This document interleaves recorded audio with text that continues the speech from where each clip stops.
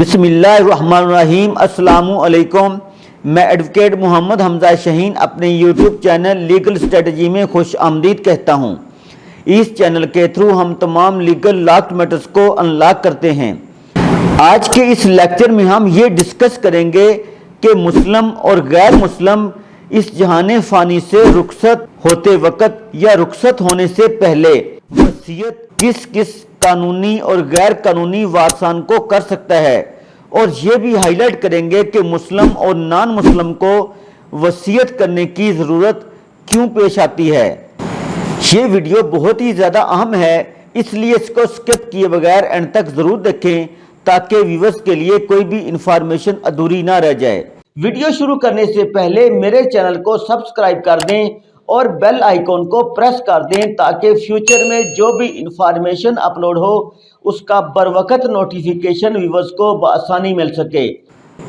तो व्यूअर्स, वसीयत कोई भी शख्स अपने वारसान को या किसी भी अजनबी शख्स को कर सकता है, चाहे वो मुस्लिम करे या गैर मुस्लिम करे।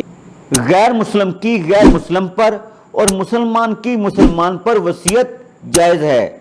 हजूर सल्लल्लाहु अलैहि वसल्लम ने फरमाया, मतलब उम्मत मुसलमान को वसीयत की कि जो आपके साथ जंग करे उस जंग में सिर्फ मर्द को कत्ल किया जाए, औरत और बच्चों को बिल्कुल ना कत्ल किया जाए। और बाज़ औक़ात लोग हराम कामों की वसीयत भी अपने कानूनी वारसान को करते हैं कि फ़लाँ को मेरे मरने के बाद ज़रूर कत्ल करना है।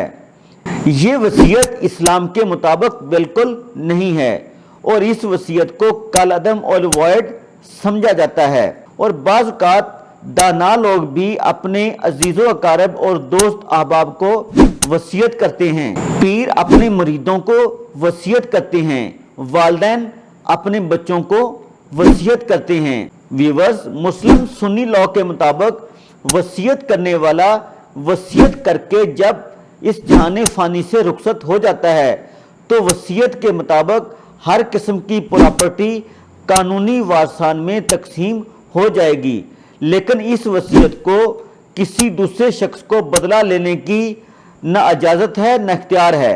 अब हम गैर मुस्लिम वसीयत को हाईलाइट करते हैं। For non Muslim wills there need to be 2 or more witness to the will at the time when the will signed it. Does the same apply to Muslim wills? मतलब जब गैर मुस्लिम अपनी आखिरी अयाम में वसीयत करता है तो उस वसीयत के प्रोड्यूस होते वक्त 2 या 2 से ज़्यादा गवाहान का फिजिकली होना बहुत ही ज़रूरी होता है, और उस वसीयत पर उन गवाहान के आज़ादाना मर्जी के साथ दस्तखत और निशानी अंगूठा मौजूद होने चाहिए, तो तब ये वसीयत एक वैलिड वसीयत कहलाएगी। और गैर मुस्लिम की वसीयत भी फुलफिलमेंट होने के बाद हर जगह पर और हर कोर्ट में चैलेंजेबल होती है।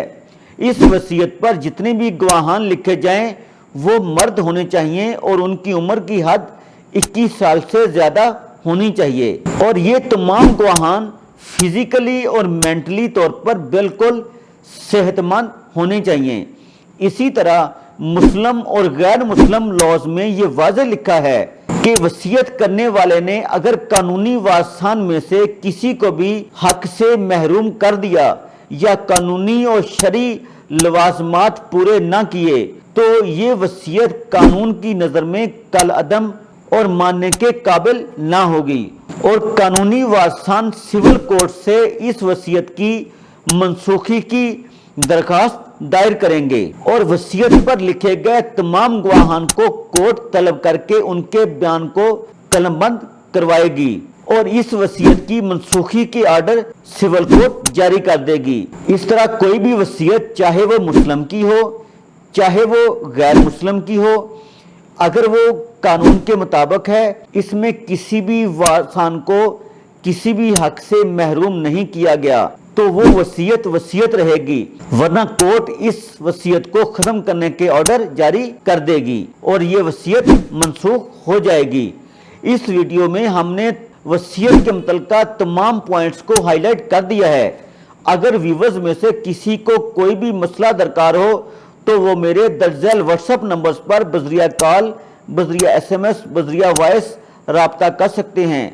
سو فرینڈز، آج ہم نے مسلم اور غیر مسلم دونوں کی وصیت کے پوائنٹس کو 1 بائی 1 ہائی لائٹ کر دیا ہے۔ اگر یہ انفارمیشن ویورز کو پسند آئے تو اپنے دوستوں اور ریلیٹیوز کے ساتھ زیادہ سے زیادہ شیئر کریں اور لائک کریں اور کمنٹ سیکشن میں جا کر اپنے خیالات کا اظہار بھی کریں۔